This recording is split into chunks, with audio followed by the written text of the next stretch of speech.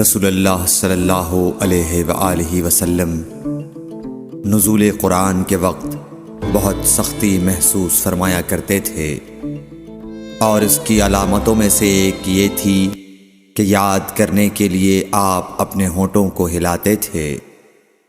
ابن عباس رضی اللہ تعالیٰ عنہ نے کہا، میں اپنے ہونٹوں کو ہلاتا ہوں جس طرح آپ ہلاتے تھے۔ سعید کہتے ہیں، میں بھی اپنے ہونٹ ہلاتا ہوں جس طرح ابن عباس رضی اللہ تعالیٰ عنہ کو میں نے ہلاتے دیکھا۔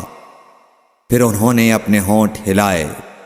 ابن عباس رضی اللہ تعالیٰ عنہ نے کہا، پھر یہ آیت اتری کہ اے محمد، قرآن کو جلد جلد یاد کرنے کے لیے اپنی زبان نہ ہلاؤ، اس کا جمع کر دینا اور پڑھا دینا ہمارا ذمہ ہے۔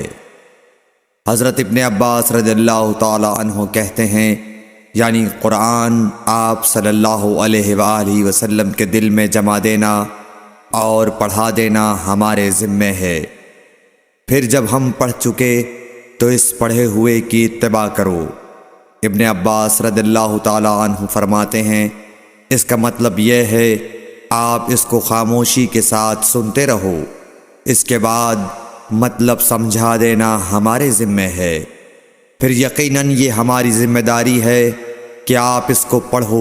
چنانچہ اس کے بعد جب آپ کے پاس حضرت جبرائیل علیہ السلام وحی لے کر آتے تو آپ توجہ سے سنتے، جب وہ چلے جاتے تو رسول اللہ صلی اللہ علیہ وسلم اس وحی کو اس طرح پڑھتے جس طرح حضرت جبرائیل علیہ السلام نے اسے پڑھا تھا۔